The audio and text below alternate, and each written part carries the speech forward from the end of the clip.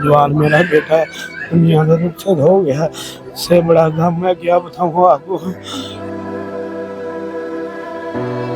ये नहीं देखा कि कीमती जान है, मेरा लगते जी कहता है थोड़ा उसको सपोर्ट कर दे, शायद वो बच ही जाता, मेरे पास होता।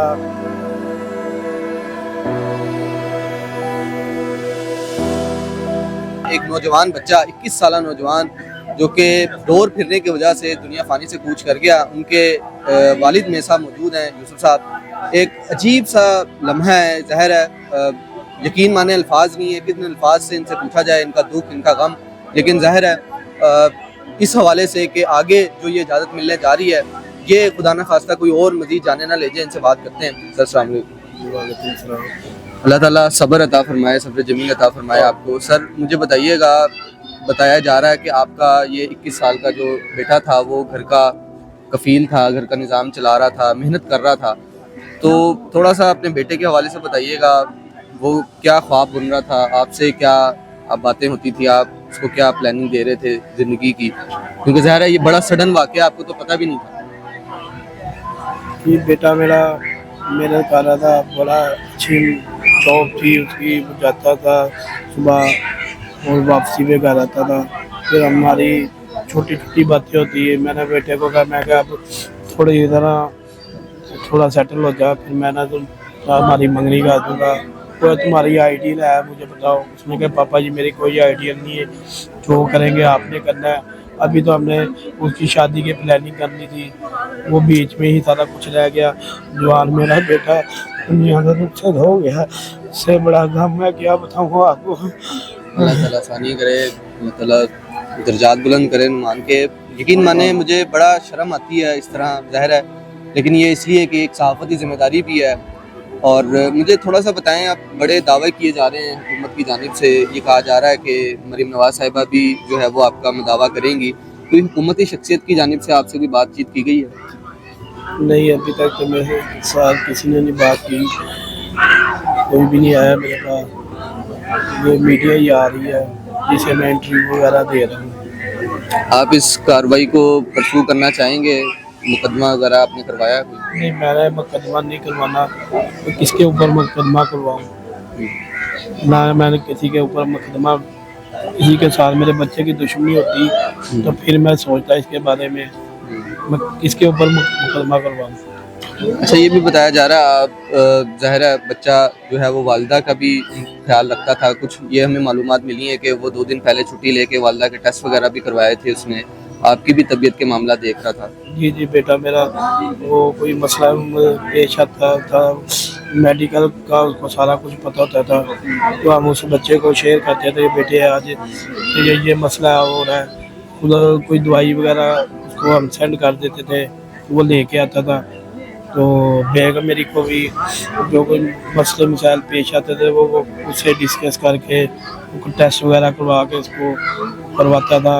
ज़्यादातर वही इस फील्ड में था, तो हम उसको ही कहते थे बेटे तो हमें ये गाइडलाइन दे, इसका क्या करना है, तो वो अच्छे किसी डॉक्टर से पूछ के टेस्ट वगैरह उसके करवाता था। और ये बड़ी आसानी होती है घर में, खुदा ना खास्ता कोई बीमारी आ जाए तो एक बच्चे को पता होता है। हाँ जी, मेरे बेगम को जोड़ों का मसला है, उसको पेन वगैरह भी होती बस। अच्छा, मुझे बताइएगा, ये कहा जा रहा है 2 नौकरियां करता था बेटा आपका माशाल्लाह? जी, मेरा बेटा 2 नौकरी करता था, सुबह पीएचए में ड्यूटी अंजाम देता था, सेकंड टाइम वो फार्मेसी पे जाता था। यानी कि दिन में तकरीबन 18-19 घंटे वो बाहर ही होता था? हाँ जी, वो सुबह 8 बजे से लेके 3 बजे तक वो उधर पीएचए होता था, शाम को 4 बजे वो वहीं से छुट्टी करके उधर चला जाता? छुट्टी करके वो मेडिकल स्टोर पे चला जाता था। यानी कि सुबह का निकलता था वो, आपको रात को मिलता था? वो रात को 2 बजे आके मिलता था, टेलीफोन पे ही उसे के साथ गुफ्तगू अक्सर मुलाकात होती नहीं थी। जब वो घर आता था तो मैं सोया होता था, तो उसकी वालदा कहती थी कि मैं उठाती हूँ, वो मुझे कहता था नहीं पापा को ना उठाया, इनकी तबीयत ख़राब हो गई एक मरतबा, फिर इन्होंने सोना नहीं है, तो इसलिए मुझे ज़्यादातर अब उठाता नहीं था। माँ के साथ ही आता था, उसके साथ ही गप्पे शप्पे लगा के सो जाता था। उसकी एक आदत थी, जब वो उधर से आता था तो अपनी माँ के साथ पहले वो कहता था मुझसे बातें करो, आधा पौना घंटा माँ और बेटा दोनों बातें करते थे, फिर जाके वो सोते थे। यूसुफ थोड़ा सा ये बता दें बस कि ज़ाहिर आप मुतअद्दिद दफ़ा बता चुके हैं कि आपको किस तरह वाक़े का इल्म हुआ, लेकिन जो रात को ये वाक़या पेश आया, आपने दोबारा आपके फैमिली मेम्बरान में किसी ने वहाँ जाके सर्च आउट किया वो कौन उड़ा रहा था, वहाँ करीब में कौन था, पुलिस ने कोई इंटेरोगेशन उस एरिया में की हो जहाँ पे ये डोर का वाक़या पेश आया, तो ये कौन सी जगह थी एग्जैक्ट? ये मुझे इल्म नहीं है ये हादसा कहाँ पेश आया है। किसी के मेरे दोस्त की कॉल आई थी सर्विस हॉस्पिटल, वो उन्होंने बताया कि आपके बेटे का एक्सीडेंट हुआ है, आप उसको ना फ़ौरन हॉस्पिटल पहुँचे।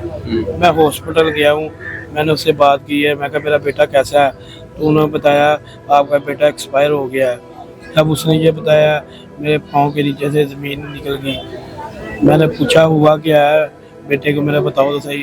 वो कहते हैं ऐसे ऐसे वो यतीम खाने या सोटीवाल की क्लास ग्राउंड बोर्ड के करीब उसके ना डोर लगी है और वो बच्चा मेरा 30-35 मिनट उधर ही पड़ा रहा है। वो बाकी जो बच्चे आजकल सोशल मीडिया पे मूवी वगैरह बनाकर डाउनलोड कर रहे थे, तो उन्होंने अपना ये नहीं देखा कि कीमती जान है, मेरा लगते जी है थोड़ा उसको सपोर्ट कर दे, शायद वो बच ही जाता, मेरे पास होता।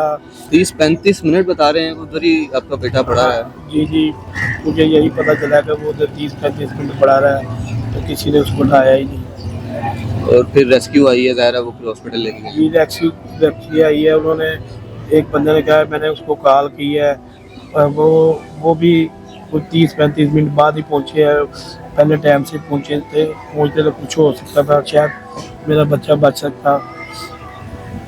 अल्लाह ताला आसानियाँ करे। बस आखिर में बता दें कोई अपील किसी से भी, कोई मदावा कुछ करवाना हो, क्या दिल कह रहा है, क्या चाहते हैं इस वक्त? मेरी अपील यही है, अब मेरा बेटा वाहिद कफील था, वो सारी जिम्मेदारी मेरे पे आ गई सारी।